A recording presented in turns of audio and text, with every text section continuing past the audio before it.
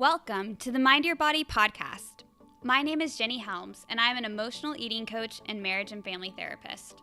I help people address the roots of their disordered eating and body image issues. I'm Lisa Perkins, owner of Primal Transformations. I'm a certified personal trainer and precision nutrition coach. I use a paleo framework to help clients transform their health, body, and life. The Mind Your Body podcast is all about empowering you to live your best life. We aim to grow a community of empowered women who are ready to transform their health and lives using a real approach that is all about getting back in touch with ourselves and not fueled by self-loathing. This journey requires a healthy dose of humor, perspective, and self-compassion. Our goal for this podcast is to help you achieve sustainable results that you get to keep. Please remember, the following podcast is not intended to be a substitute or implied to be medical advice, diagnosis, or treatment. Please consult with your healthcare provider when making changes to your diet and lifestyle. Welcome to the show.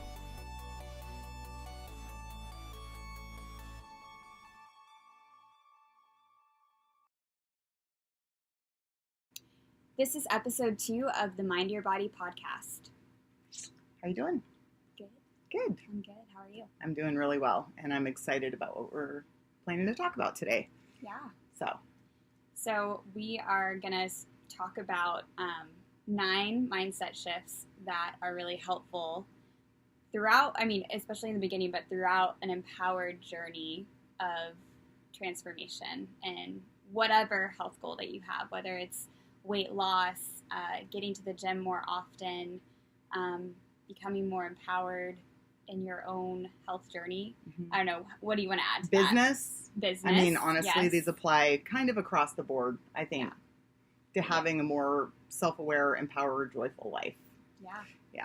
And none of these are one and done. So I think we want to emphasize that the things that we're going to talk about today are skills that we're probably still working on. I know I am for sure. But it's pretty fun, even if you're not dealing with some of these things right now, just to kind of be aware, if they do come up. Yeah. And that we were talking about this earlier. When you go and embark on a health journey or whatever goal that you have, it's really important to do it consciously. Like your whole brain is on board and you're really making your decisions throughout it. And these mindset shifts are things that can help expand your brain and your thinking into areas that will actually help you throughout your journey so that you're not doing things in the same pattern that you're typically doing. Right. So, yeah, to help you break that pattern, that cycle. Right. And be successful and to be calm. I mean, that's really, I think, probably the theme that runs throughout these is, part of being empowered is feeling in calm control.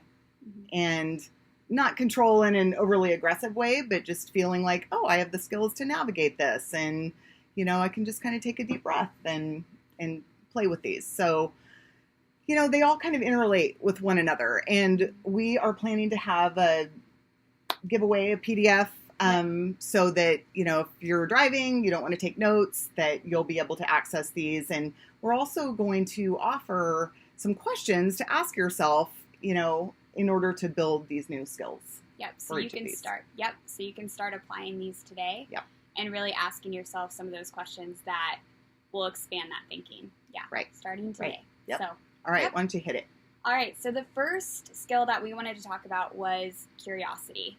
I'm guessing to even listen to this, you had to have a little bit of curiosity as to what the heck is this whole Mind Your Body podcast. Right. So, congrats on taking step 1 and having that. But that's definitely a part of this journey, is being able to get curious and want to know more about what you don't know. Right. I love that. And taking a curious approach allows you to kind of get out of drama a little bit and not really feel like, what we're going to be talking about throughout is that we are all our own N=1 experiment. And we're going to try to give you the skills and the tools to build self-awareness so that you have a template that works for you in your life. And that requires curiosity because, I think most of us are pretty accustomed to someone handing us a template, handing us a meal plan, handing us a training plan. And we're a little bit nervous when somebody said, hey, let's try to figure out what works for you. And it's like, oh, it's like, no, just be curious about what works. And so, one of the questions, and kind of the maybe frame of mind that you want to be considering is, when you do hear a new idea, assessing whether this is triggering some defensiveness in you. Maybe someone offers you a new way of eating, whether it's vegan or paleo or vegetarian or whatever, something, within that realm, or ketogenic diet or low carb. And you find that you're clenching a little bit and feeling defensive. Well, maybe try to set that aside a little bit and be curious and say, what can I take from this? We don't have to implement every idea that somebody presents to us, but there may be a nugget in there that might be useful. And, also assessing, kind of asking yourself, am I starting to argue in my head while someone's telling me something, or I'm reading an article, am I already starting to argue for all of the reasons this won't work for me? Right. Right? Right. Versus taking on a curious mindset where we want to ask questions. If something doesn't work, we want to know, okay, what is that about?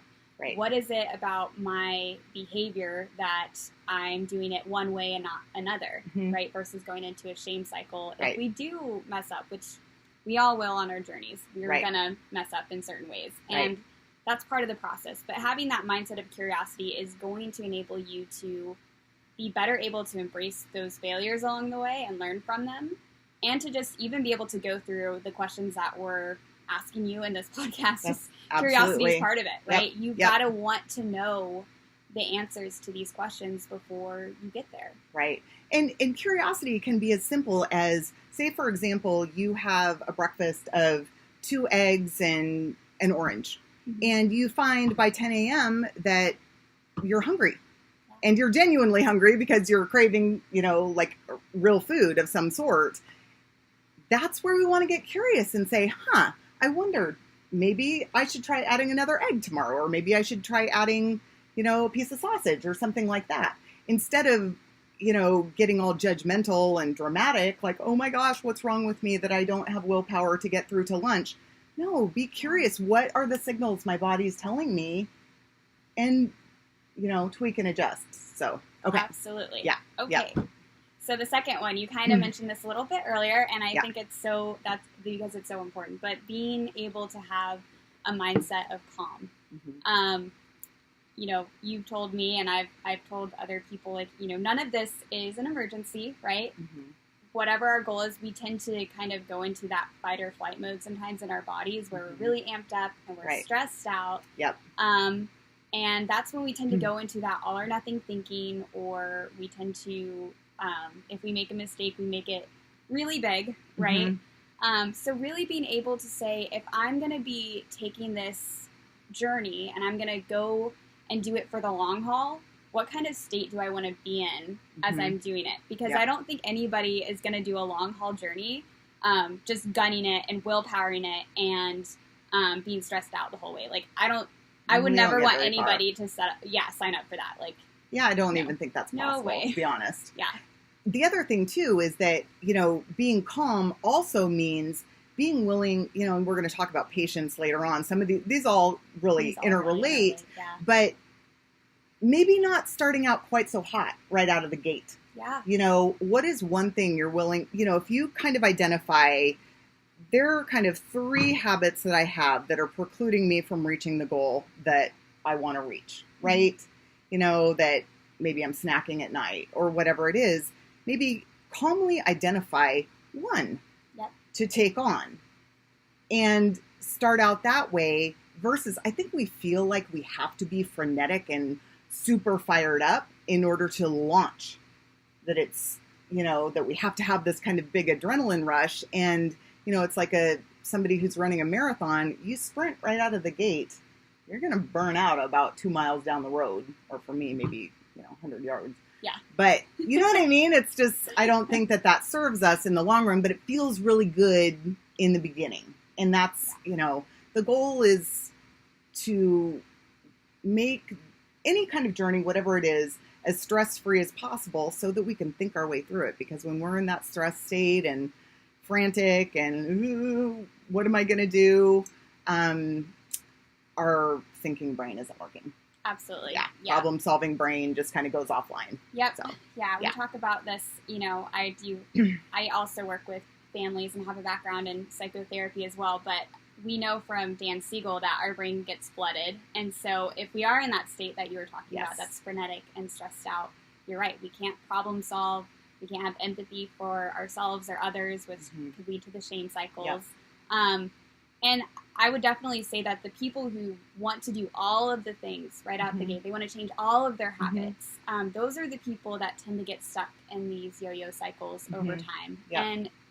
And that's really frustrating. It's really hard on your body, and I can understand how over time people get really frustrated and they eventually quit this whole health journey thing because they're like, screw this. It doesn't work. So let's maybe just change that up a little bit and start with some calm, start slowly, be a tortoise versus a hare. Yeah. So. Yeah, and the way that I kind of frame it when I'm first starting out with clients is I'm going to help you get on the same team with yourself. Yep. We've been at war with our bodies for so long. People come in grabbing body parts and, I just want to get rid of this. But they also come in kind of expecting to fail again. This is going to be another failure because they've done exactly what you said. That's super hot, trying to change everything. And then it's, they derail, fall down the cliff, end up in a heap of shame. A few months later, right back at it again. And this is what we're trying to do. We're trying to give you new tools and a new template. We are trying to help people make changes that they want to make. And I think, sometimes people think, why are you talking to me about mindset when I'm talking about this? Right? And, it is kind of a mind bender. It really is. It's a different way of looking at it. But I'll tell you, if you want results that you get to keep over time, that you don't have to go back to the starting line over and over and over, these are the tools. Yep. This is the way to do it. Yep. Okay. Totally agree. All right. So number 3 is the willingness to set and enforce healthy boundaries. This is something that I know for myself I'm really big on because I personally, and a lot of the women that I've worked with, one of the first things that I notice is they tend to have a lot of leaky boundaries, or they're either super rigid or they're super not having any boundaries at all with themselves or others. Right. And the reason this matters is because when you're taking on this journey, you are saying, hey, I'm getting back on my own body's team. I'm getting back in connection with myself, and I'm doing things that I'm doing for me, right? And I value myself. I'm going to be putting myself in certain situations before other things that I used to put before myself, so to speak, right? Especially with moms, right? Absolutely. There's a sense of I have to give to everybody else, and I don't get to do things for myself or say no to certain things because of how I've always felt about myself and my value. It feels selfish. Yeah.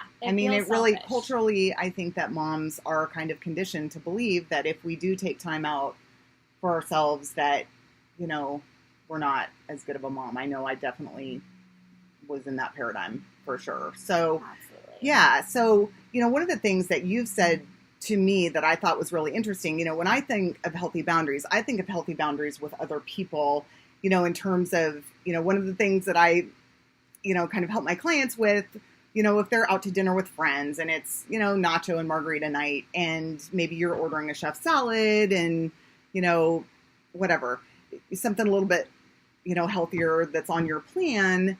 And maybe somebody just makes a little comment and you can just kind of gently and jokingly say, I was on your own plate.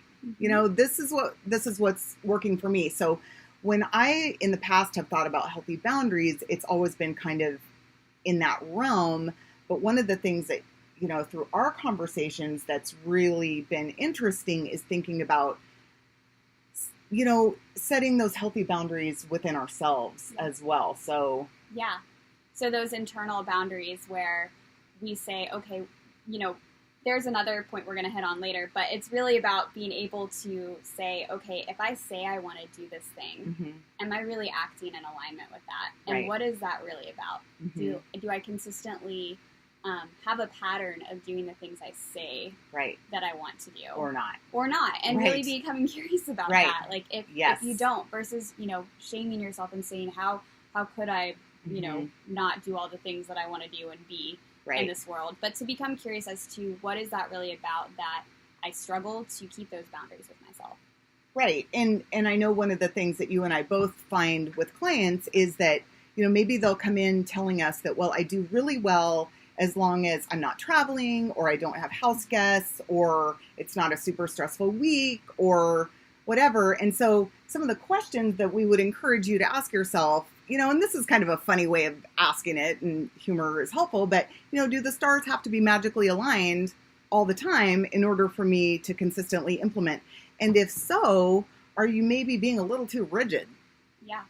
We need to build in some flexibility. If you, do find that you need to eat out unexpectedly, that you can kind of navigate within that you don't have to, have a cooler with you everywhere you go. Again, that goes back to that black or white thinking that I think people can fall into that trap of, well, if I'm not eating, chicken breast and kale, then screw it, I'll just have the pizza and beer. That's where we kind of go back to the calm and, like, really, is there not a little bit of a middle ground? Yeah. So, and then, just some of the nuts and bolts questions is, becoming a little bit of a food snob. Mm-hmm. When you're out and about and, maybe there's some store-bought cookies and chips and salsa, and kind of say, I'm going to, in my head, of course, rate this food on a scale of 1 to 10, this potential indulgence, and say, is that worth it to me? And it might be. But one of the ways that you can ask and answer that to determine for yourself is asking yourself, how will I feel about this decision in an hour? Mm-hmm. And we're not always going to get that right. Right. Right. But Absolutely. It's a practice, and we do get better at that over time. But it's, one of the things that I always say to clients is that the power is in the pause, and it doesn't have to be a long pause. You don't have to journal about it. Mm-hmm. But just to pause for a second before your hand reaches for whatever it may be, and just ask yourself, is this worth it? Is this building integrity with myself? And is this a choice that I'm going to feel good about in an hour? And, sometimes it really is. Sometimes those indulgences are absolutely worth it. But It's learning to build that self-trust over time, this can help with that. Yeah. Yeah, I think that's an excellent example of being able to have boundaries, but when, your grandma makes her one time a year awesome apple pie that you love, not being too rigid to where you can never, ever, ever go out of it. And I think when people get into that mindset, even saying that, I kind of feel icky inside. I'm like, ooh, I can never, ever indulge in things. Like, it just feels not really true to ourselves. So being able to have boundaries, but also not being so rigid, because nobody's perfect. We can never have this perfect, like, I always eat X, and that's Y, not and Z. That shouldn't even be the goal. No, it definitely shouldn't be the goal. That, I don't even think, like, perfect is even a good word, because that's dogmatic. Yeah. It's rigid. It's, life is short, right? It's true. And I don't know if perfect is, perfect, it's not perfect. You're right. That's a really good point. It's not perfect. It's just rigid. And rigidity can also be fueled, it's usually fueled by anxiety. I don't think people from a place of calm are saying, I've got to eat all the things, right? Mm-hmm. In this fear. Specific way. Yeah, it's fear that if I don't have these rigid boundaries with myself, that I'm going to find myself face first in a cheesecake. It's because we don't have that trust built up yet. And it's what's ironic about this is the more rigid we are, the more stress builds up, the more we're going to need kind of serotonin and carbs. And, I know I've jokingly said to you, but this is where people find themselves in the pantry mowing through a sleeve of stale Ritz crackers. Yeah. Completely out of mind, because they are trying to medicate themselves out of that stress. So ironically, being a little less rigid is going to get you to your goal a lot faster. And I see this with my clients all the time. And they're always surprised by it. Like, oh my gosh, I brought in a couple of little indulgences this week and I felt relaxed about it. And my weight is shifting in a way that it never has. And it's like, that's because your body senses stress. Yeah. And when your body senses that it's being chased by a lion, guess what? It's trying to protect us, and it's going to hold on to fat stores. It's going to be in emergency conservation mode.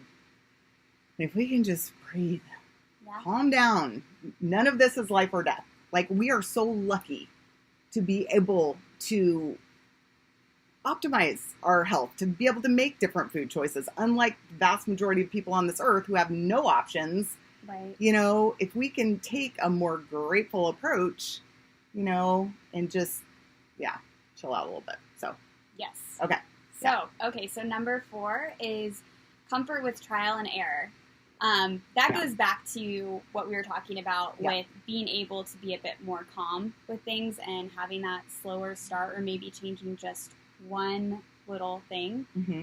And that's going to help people stay out of black or white thinking, right? Yep. I have to do all of this, the things this way, or, you know, I go into that shame cycle and I'm in the pantry with that sleeper crackers. Right. So what we want for people is to be able to skip that thinking and really just take everything that they're doing one thing at a time. Mm-hmm. I know that for many of my clients, it's really helpful and relieving to not have to take on all of the things, right? And we address a lot of the mindset behind that so that they don't have to. And then just speaking for myself, so I can put some of my own experience in here. Going through grad school for me, I remember having to be like, all right, I have to take this one day at a time, because there's so much that that's getting thrown at you that if you want to do all the things right, it's just you're setting yourself up for failure. Right. So it really is being able to be comfortable with trying something out, and if it fails, being able to be curious about that. What do I need to change? What did I learn from this? Versus, okay, now we're doomed and right. And it can be as small as maybe moving your bedtime back a half an hour. Yep. Like, again, it goes back to that kind of curious scientific approach of building a template of, just because I've always gone to bed at 10:30, you know, how do you feel when you wake up? Maybe you're kind of groggy, crawl into the coffee pot. Hey, let's just do a little experiment and try going to bed a little bit earlier, see if that makes a difference. Maybe black out our room a little bit more, have the temperature be a little cooler. I mean, some of this stuff doesn't have to be any big monumental shift. In fact, I think that we do better if it's, you know, what represents an improvement for you. It doesn't have to be, you know, an overhaul. And so I think that there's a lot to be said for making a pretty small change, being consistent with that until it becomes just kind of part of what you do. Yeah. Before you take on another thing. Change. You know, one of the things that, it depends on the person, but a lot of times when I'm starting with a client, we will just start by kind of cleaning up breakfast. Mm-hmm. That's where we start, because it honestly has such a big impact on your energy levels, your blood sugar, and your choices for the rest of the day. But that's where we start. And, you know, maybe we'll talk about, for the other meals, even though we're not addressing exactly what you're eating, maybe we will talk about sitting down and being present while you're eating and trying to slow down a little bit for those meals, but we're not changing anything else at the beginning. And it's just amazing, because that's what builds confidence. Yes. You know, and we, again, starting to build that relationship that I can actually trust, you know, because I didn't make this so overwhelming. Right. You know, it would be one thing if we were launching into changes in a vacuum. We had nothing else going on in our life, no other responsibilities, right? That's never how it is. No. You know, so the goal is to make this as really chill, calm, and I hesitate to use the word fun, but really viewing this as an experiment. Yeah. All of these little things, and see, does my body respond to this? You know, maybe you went to bed half an hour earlier and you wake up the next day and you're like, oh my gosh, I didn't know what rested felt like, because, you know, we can kind of be in that chronically sleep deprived state, and it's normal for us. Absolutely. And gosh, that might make all the difference for you. And maybe it doesn't. Yeah. And so, whatever. But you don't know. So, I don't know. You don't know until you know. Exactly. Right? Exactly. It's so true. Yeah. I think that leads us into our next number 5. Okay. skill set / mindset shift, which is patience. That's not a fun one. Yeah. That's hard. It's really hard for, I think, everybody. I don't think, I mean, if we had a crowd, I'd be like, all right, who's perfect at patience, or who never struggles with that, and no one would raise their hand, because that is tough as a human. And as an American, I think in our culture, I don't think that we celebrate being a beginner. Right. At anything. Right. Like, we have a goal, we want to be an expert at it right now. Right. And we don't really celebrate being in the moment as much as other cultures either. Yep. And I think that definitely translates to how we approach our goals. And one of the things I ask people when they're struggling with that is, okay, how long did it take for you to kind of be and where you're at, you know, with your habits, with your life? For some people, that's their entire life. Like, they've always eaten and thought and done things a certain way. Yeah. So to expect that your body and your brain would change just like that is, you know, when they put it into that perspective, they're like, oh my gosh, I'm not even giving myself a year. I'm giving myself a day to rewire a brain and to reconfigure my body in ways that I've kind of grown into over several years and sometimes decades. So the patience piece is super important, because those long-term results are going to come from having patience, not from that hair approach where it's like, oh, I lost 30 pounds in 1 week, and then it gets put back on in half a week. So, and you know what I'm talking about. Oh, you know, those like weight loss shakes. But what's interesting is that by being more patient, again, I'm telling you, you accelerate your results. This isn't, we're not saying, you know, just be patient and probably nothing will change for a year. No, you're going to consistently see changes, and you're going to be so much better able to have fun with it, to enjoy the journey, to tweak and adjust as you go in a empowered manner. Yeah, I'm glad you put it. I'm glad you put it in those terms, because I probably made it sound super not fun. But I think, you know, switching our mindset, right? So we're changing our brain. You have to go through that process and give your brain time. Yes. And you will be, like, you will think in different ways that are so much more liberating and helpful in this journey than you thought. But you have to go through that experience of rewiring your brain. And I don't think people give themselves that when they're just addressing their body. Yeah. Does that make sense? Well, I don't think that we talk about this, you know, brain-body connection, which is kind of ludicrous when you think that our brain is what, you know, guides all of our thinking and behavior. Yeah. It's kind of funny that we don't talk about this as much. But, you know, again, one of the concepts that I always talk about with clients is that for the time that we're working together, whatever time frame that might be, whether it's 3 months, 6 months, that yes, some of this stuff is going, just like with any new skill, learning a new language, learning a new instrument, whatever it is, this is going to have to kind of take up more bandwidth in our life, right? Because we're practicing and building skills. Right. But what's really fun is that sooner than you'd ever believe, it starts to become just how you operate and how you eat and how you move. And over not that long of a time span, you're able to start moving this over into the lane it deserves so that you can focus on your actual life. Yes. I know one of the things that, you know, I've mourned a little bit, I'm going to be honest, is how many years of my life I have let this suck up all of my energy. Right.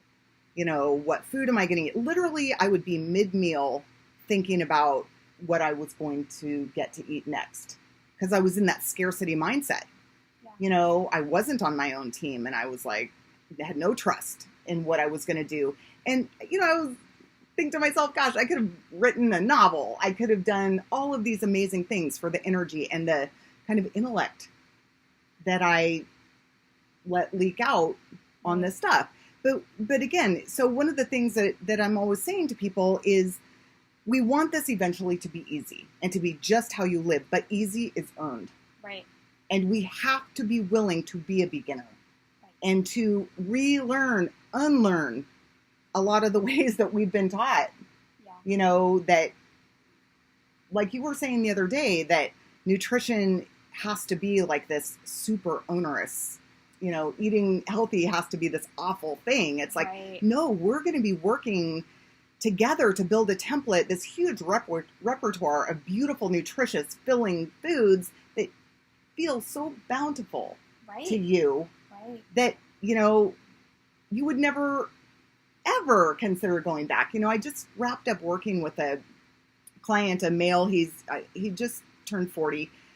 Such an amazing guy. But when he came to me, I think we started in January, and he was eating at least 2 meals a day, fast food, and just sedentary, just junk, no energy, didn't feel good. His wife came to all the sessions, and she said that he would never let her take pictures of him like above or below the neck, just really not feeling great about things. And it was just so fun to see how he was shocked at how much food he could eat and still shift his body, and how his cognition came back. He had, energy. Over Memorial Day weekend, they redid their whole kitchen, and they were both saying that he would have never had the energy to see a project like that through. Yeah. So there's so many non-scale changes that happen that we also want to really celebrate and notice, and not just, focus our eyes, on those numbers. So absolutely. Yeah, absolutely. So you want to talk about some of the questions that, we might be able to ask ourselves when it comes to patients? Yeah. So it would be helpful for us to ask ourselves if we want immediate progress that's less easily maintained, or if we want to have progress in the long run, and really be able to put our goals out there, and give ourselves like a realistic time frame. I think that comes back to the integrity piece, right? Mm-hmm. And to, like you said, kind of celebrate those little things that we also get outside of the scale changes that we really appreciate, like our energy levels back, our clear thinking, our ability to eat in abundance and have better sleep. There's little things that people don't realize their diet is impacting their sleep, hormones, their skin, hormonal balance. Or for women too, it's like, I'm grumpy. I remember for myself, when I was going through my own transition, I didn't realize how much my grumpiness and my moodiness had to do with what I was eating and the Coke Zero liters that I was drinking a day. Right. So, yeah, but absolutely. Go figure. I was grumpy and tired and fatigued. And like you, I think it was really great that you brought up the mourning process, to be able to let yourself mourn maybe a little bit about, it is a little bit sad to think about the years that we miss, and to be able to say, okay, I can mourn that and, kind of move forward. Right. But to be aware of that sometimes that is going to come up and people are like, wow, how many years did I miss out on energy and being more calm and having better moods? Yeah. But the patience piece is so critical. If you don't want to do this over again, let's not work hard for temporary. Right? Let's do this one and done. Let's just get off of that whole on the wagon, off the wagon mentality. We talk about that all the time. There is no wagon. There is no black and white approach. There is no one size fits all solution. Yes, eating real food. Yes, eating or sleeping 8 hours a night. Yes, going for walks and moving your body. These are great places to start. Within that very broad template, let's start playing around. Higher carb, lower carb, weight training, running. What do you like to do? What foods do you like to eat? Let's figure out the foods that you love that lead you where you want to go. And so, yes, it requires patience, but patience does not mean that we're sitting still and nothing's happening. Right. That's the key thing. I think for me, even now, when I hear the word patience, it makes me antsy. Because I feel like that means that nothing's going to shift. No, it means things are going to probably shift a lot quicker. Right. And you're not going to have to do this work over and over again. People who are doing these, HCG diets and shake diets and all this stuff, they're not learning. I mean, it just, from a logic point of view, if you're not learning how to keep the results that you got, how can you expect to keep them? If you didn't learn a whole new way of eating, unless you're going to be drinking those shakes for the rest of your life, I mean, it makes no sense. The idea that you could go back to eating a standard American diet and, of course your body's going to, go back to where it was. And we just want to help people get out of that paradigm. And this is literally your ticket out.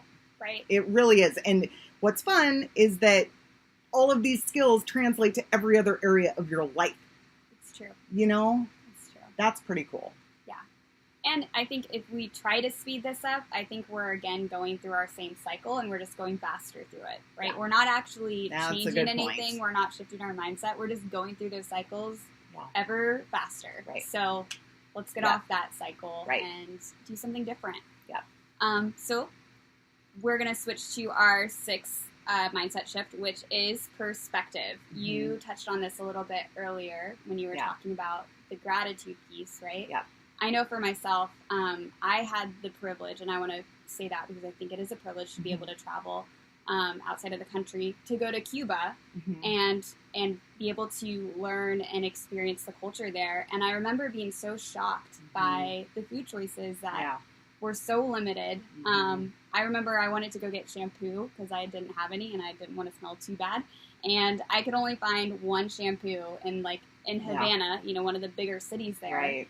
And there's just so much that I realize we take for granted here in America, that we have so many choices. We have so many options when it comes to eating healthy and to eating a diversity of fruits and vegetables, right? I mean, like you said earlier, some people think, ew, yuck, vegetables are healthy food, right? There's this whole mindset that it's gross. Mm-hmm. But I and myself and my clients, we shift to this perspective of gratitude for all the wonderful vegetables and fruits that we can get and the nutrients that we have access to, because chicken and rice got really old. Yeah. So I don't know if you want to speak more to that. Absolutely. And I've, done a lot of traveling in the third world as well. And that's where, I really, one of the things that I really kind of have this pretty frank conversations with clients, it's very easy to kind of shift into that mindset that, why does everybody else get the donuts in the office break room, and why is everyone else, and sometimes these aren't even like a conscious thought, but this is what's happening in our mind, is that, FOMO kind of thing. And if we can kind of go back to, oh my gosh, I am so lucky to have the resources, the education, and the abundant choices, like you mentioned, to be able, I get to choose grass-fed beef over something else. We are so privileged to be able to make these shifts to optimize our health, to optimize our life. And if we can kind of view it from that perspective, and the calm and the curiosity to say, nobody's telling me I can't have the donut.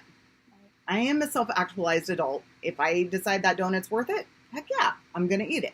So kind of taming that inner toddler a little bit, it can help with, the resistance. And, I just think it is so important to go back to gratitude. And again, this is one of those concepts that I will tell you a couple of years ago just kind of made my teeth gnash a little bit, just felt like so giddy. And just get grateful, it just, I don't know, but it's when I'm thinking about it literally in my own life that I'm really having myself go through, how does this make me feel in my life to be able to have a home that is secure? That makes me feel have such a safe launching pad for living confidently. And again, so many people in war-torn countries or people who are refugees. And, it's not like we're having to think about starving kids in China, like you didn't grow up with, but I did, clean your plate because of that. We're not talking about that, but we're talking about just getting some perspective on what's truly hard in this world. Because when you think about it from that perspective, choosing an apple over a candy bar doesn't really rank in terms of things, that are hard. But one of the things that I noticed in myself, and again, I see this in clients, that there's almost a fear of taking a more positive approach, that there's some risk involved, that we're not going to be prepared for disaster, that if we are positive and grateful, that somehow we're not going to guard the doors if disaster strikes. And that's where, again, perspective can be, I'm going to be here now. I'm going to make the best choice that I can in this moment. And doesn't need to be perfect, but I'm going to make the choice that feels good to me and aligns with my goals.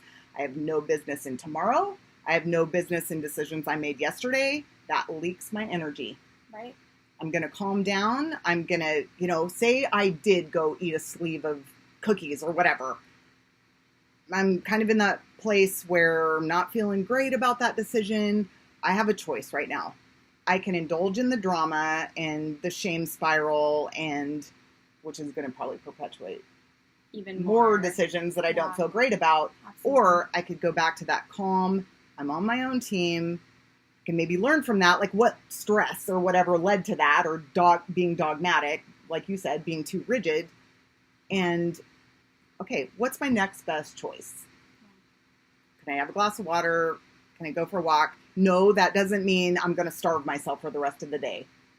Right? No, eyes forward. Yes.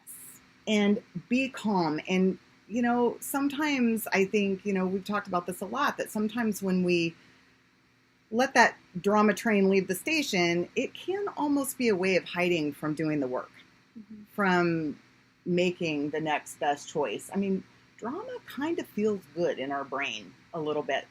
It feels like we're doing something. Yeah. Well, and I'd say for a lot of my clients, there's been this perspective that I have to be so hard on myself when I do make mistakes, because if I'm not, then I'm just going to keep making that mistake.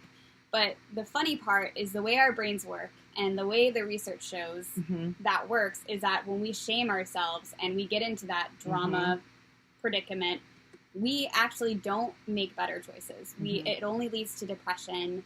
It only leads to addiction. It only leads to negative outcomes.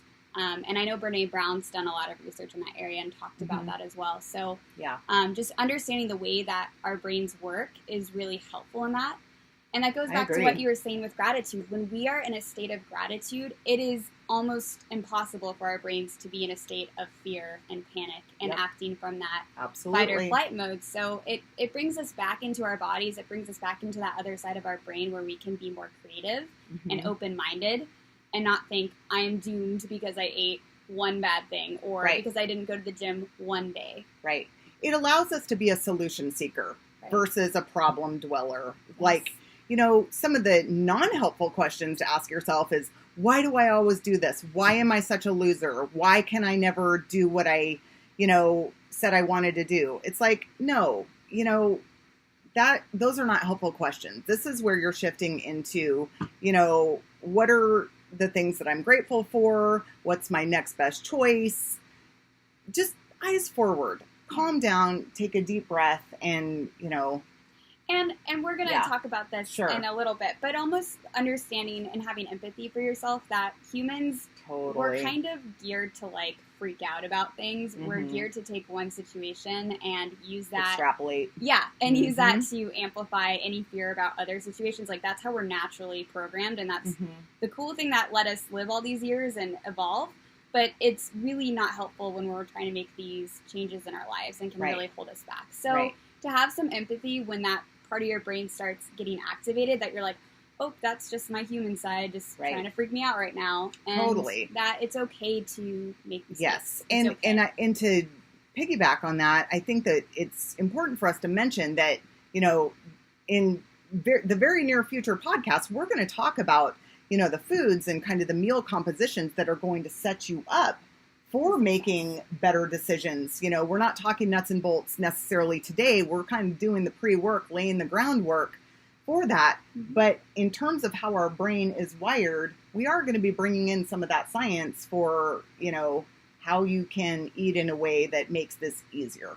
Yes. Yeah. Yeah.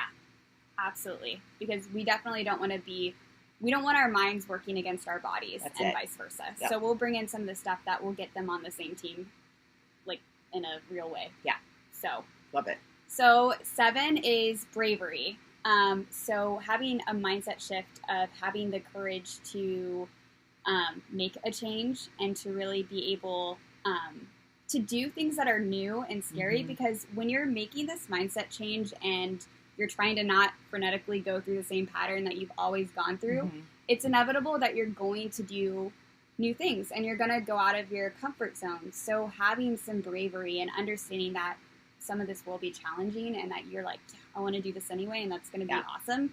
Or even, I've done this with another client, framing it as an adventure. I love that. Because she has this adventurous side, and she has been hiding away from adventure for a while. And so when she was like, ooh, this is an adventure, that made it so much easier to tackle and face the new things that she wasn't sure how it would go. Right. So, and what's funny, and I think that probably a lot of us have seen this in different areas of our life, that each time we do something outside our comfort zone expands, but that makes it easier. You know, we build confidence there, and it makes us easier to say, okay, well, I did that, and that wasn't a disaster. Right. So what else can I do? You know, we kind of are able to be a little more adventurous and a little more brave. And, you know, some of the things that we were thinking about, you know, in terms of how you can ask yourself questions here is, you know, what's something related to your health journey, whether it's a food, whether it's a exercise class or a meetup group that you've been interested in but a little bit nervous to try, that maybe you'd be willing to dip your toe in. Yep. You know, give it a try. And one of the, I think, helpful ways to kind of see your way clear to doing these things is asking yourself kind of what's the worst that can happen game. Yeah. Right? Because say you try turnips, you've never had turnips before, you prepare them, they didn't turn out great. So what?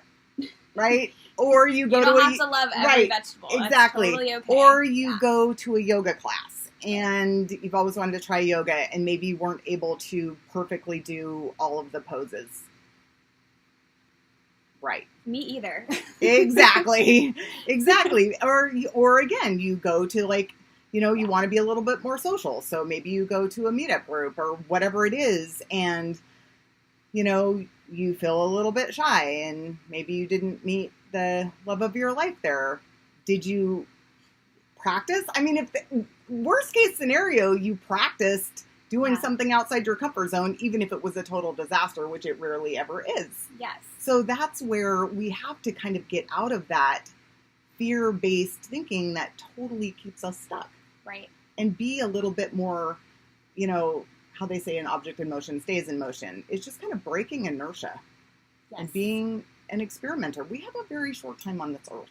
Yes. You know, let's try some stuff. Yes.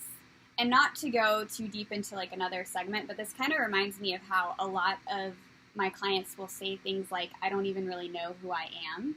Yes. And this is the way to do it, is to have the courage to try things and learn about yourself, learn what makes you excited, what is fun, what vegetables you do like, and how to cook them in a cool way. Or, you know, just trying a new class and learning something about yourself, even if it is that you don't like it. You just learned something about yourself. Yep. So I think taking on that perspective of bravery so that you can actually fully participate in this world and be in that journey of learning about yourself and taking some empowered steps in that way as well. So, and it's fun because then you may start to meet other people that are kind of like-minded in this way. I mean, perhaps your social group is pretty cautious. Right. And, you know, maybe expanding that as well. Again, it's not a rejection of anyone, you know, that you care about, but, you know. Expanding that, People who support what you're doing too, right? Because I know a lot of people talk about, you know, they're coming from social circles where, okay, if I change this, I feel isolated because everyone else eats this way, or they believe this way, or they're like, oh, you're doing this workout, you know? Yeah. So to be able to expand that social group so that you do have some connections that are like, rock on, I love what you're doing too. Right. Absolutely. I love that. All right. So 8 is humor.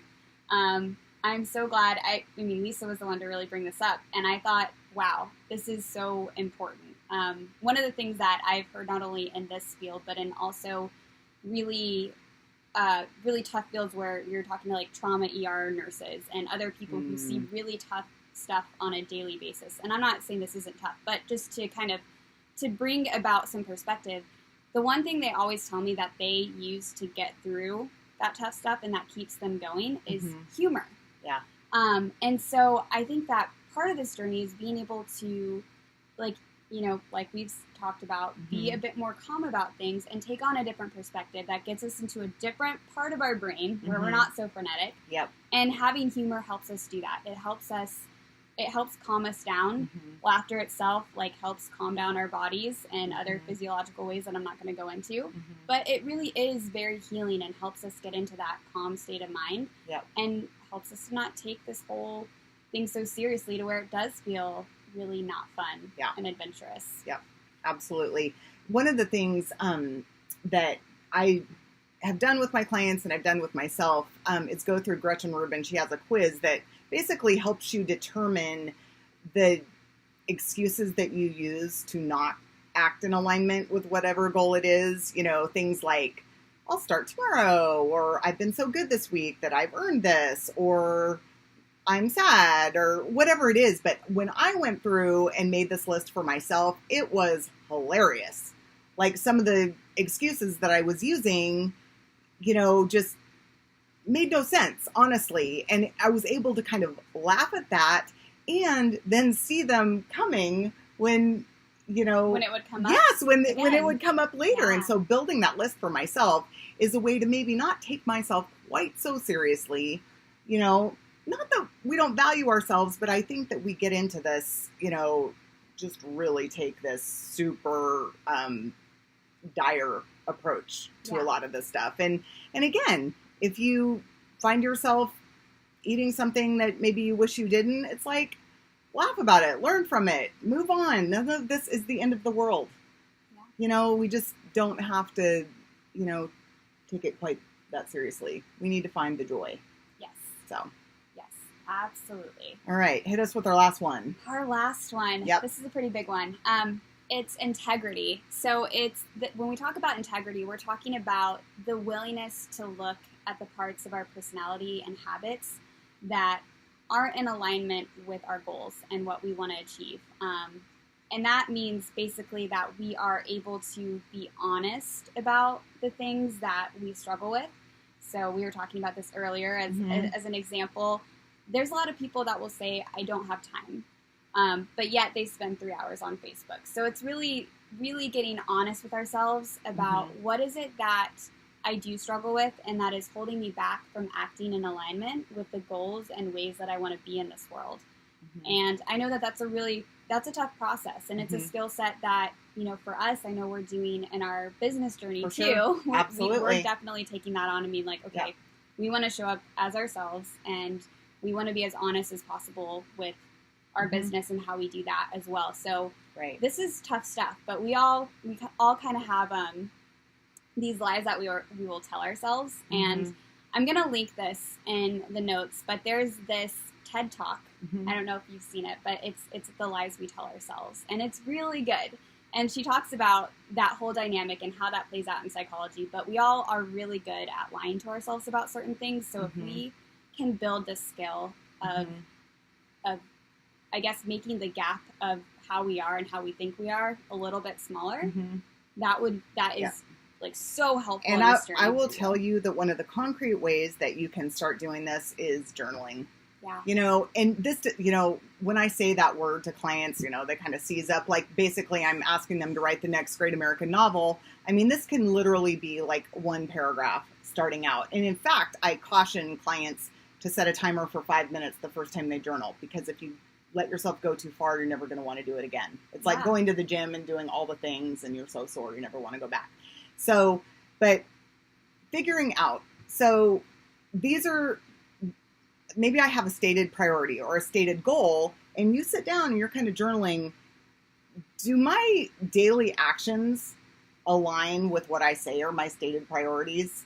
You know, if I say that I really care about healthy food and nutrition, but again, I'm kind of piddling away my time doing stuff that doesn't really matter to me, and then saying, I just don't have time to cook at home. I don't, you know, we have a lot of excuses that feel really valid to us. And you know what? Nobody's arguing that you have to do anything different. It's just helping us, like you say, close that gap between, you know, is, you know, what I want now more important than what I want most? Yeah. Right? Absolutely. And so if right now I want a dopamine hit, so I want to go on Facebook and kind of check my notifications, does that align with what I want most in my life? Which whatever that may be. Maybe that's building your business. Maybe that's having a super organized home. Maybe that's, cooking your food, growing a garden, whatever it is. There is a level of self-discipline that comes with integrity. I'm not going to remember who said this quote, but I love it. It's through discipline comes freedom. Right. And that does not mean dogmatic, rigid discipline, but it does mean that you're willing to just do that extra little hard thing. It's like, instead of just giving in, but I felt like checking Facebook. It's like, can you delay gratification for a minute? And again, you start to build those muscles, over time and that feels so good. It feels there's so much pride, healthy pride that comes from being able to trust that this is what I set out to accomplish during the day. And I did a really good job at chipping away at this list. That feels amazing. Then in day after day, getting to the end of the day and going, I don't even know why I made a list because I didn't do diddly squat. Right. On that list, right. So it's building that relationship with ourselves, which is the most important relationship that we have. Right. Because if we are out of alignment and don't trust ourselves, how is that going to translate to our parenting, to our partners, to our work relationships? Yes. If we can't even trust ourselves, how can that's where people start to get a little flaky. Right. And I've been there. I mean, honestly, in my life, I used to joke that it was like living with a sketchy roommate in my head. But I couldn't trust anything that I said I was going to do or I was going to eat. It's like, I just stopped making a plan because I never did it. And what's fun is it's not that hard. It's just the step-by-step approach. And one of the little ways that I practice doing this is doing the slightly harder thing. Just as an example, say my gas tank is on a quarter tank. And yeah, I could comfortably probably go another day or something like that because I really don't feel like stopping. Right. But guess what? Tomorrow is a really busy day. So I'm going to do the slightly harder thing and I'm going to give a gift to my future self. Absolutely. By doing that right now. And what's fun is that I take a minute, that next day, whether it was food prep, whether it was going to bed a little bit earlier, I take a quick second the next day to kind of, in my head, thank myself. Yeah. Because I want to validate, thank you. That made my day just a little bit easier. Yes. Because I did the not that much harder thing, but the slightly harder thing. I went ahead and put the dishes in the dishwasher instead of letting them build up. I went ahead and folded the laundry instead of letting a pile of unfolded laundry mound up and then become a thing. Right. So these are the ways that we start to build that integrity with ourselves. And again, you're like, what does this have to do with, weight loss? How we do one thing is how we do everything. And it's just really starting to build that resilience and, and build trust. Back that relationship with yourself. Yep. I wanted to add that one other concrete way of doing this is focusing on your language around how you talk about things. Amen. Because language is so incredibly powerful. And going back to my example earlier, for instance, sometimes people say, well, I don't have time. And I think when you're beginning this journey, not in a shame-based way, but to say, right now I'm prioritizing Facebook over going to the gym, right? That's a wake-up call. Right? And then you're just and it's not to shame yourself, but it's just to own it and say, okay, this is where I'm at right now, right? Yeah. And I think the language of right now is important too. Good. This is where I'm at right now. And this is where I want to be. That's powerful. Because it's really hard for us to change the things that we're not aware of. Right. We're not aware of and we're not owning, right? Because if we're 100%. Telling ourselves, hey, I don't have time for this, you never will. Yeah. Right? And so it's really powerful to say, okay, I'm choosing this thing over my weight loss journey right now. I am choosing Facebook, or I'm choosing to work longer hours at work right now over that. Right. Right. And to just own that so we can build that awareness, and it helps you take a step back and say, okay, when you're trying to make these goals, what are some of the things you want to reprioritize, and how can you do that by owning where you're at and then moving from there? Right. So, and one last point about that is that understanding brain science is really interesting, because when we're speaking with our neocortex, our kind of evolved thinking brain. We're literally talking to the fear centers of our brain. So when we say words matter, it's not because we're talking about our chakras or whatever. Or we're trying to be like way too into the details or whatever. No, it's really literally your brain is listening. And so you're literally retraining like neural pathways. If you're saying to yourself, I just fail at everything. I know I'm going to fail at this. I always give in when I'm at a party or whatever. Reframe that and say, you know, just for today, I'm going to maybe make a different choice. You know, that I'm somebody that's practicing making a different choice. I am somebody that's building self-awareness about my choices. Yes. Right?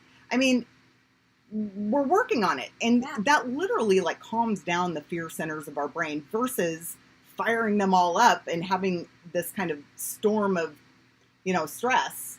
Right. That's not going to lead to the best decisions. So it's just getting back on our own team with ourselves, with our body, trying to take really a calm, empowered approach to literally everything in our life and catching it when we start to feel that we're triggered, that drama's kind of creeping up, and owning the power of the pause to say somebody cuts you off in traffic and your first reaction is to, you know, clench up or yell something. Like, take a deep breath and go, you know what? Not today. Yep. You know, turning up the music. Like, that literally isn't going to help anything, but I'm going to own that. I get to choose my reaction, right? That space between stimulus and response, I own that. Yes. You know, and again, it's a practice. This is not a one and done. None of these are one and done. It's not, you know, this is all a practice, but I'll tell you, it's a game changer. Absolutely. So we are going to have a PDF with specific questions that you can ask and journal about, or just simply, you know, talk into your phone about, because again, I know that journaling does give people that feeling. Yeah. So we're going to have a PDF for you with some actionable questions you can ask yourself. If you have any feedback, or if you are interested in learning about any of these mindset shifts more in detail, let us know, because we would be happy to go into further detail in a future podcast, and be able to answer the questions that you have that come up as you're being curious about this journey. So, absolutely. So let us know. And the other thing, if you are finding value here, we would so greatly appreciate if you would rate and review the podcast so that we can continue to spread this message and just, you know, give people back their power. Absolutely. That's our goal. So thank you so much for listening, and we'll be excited to tune in next time.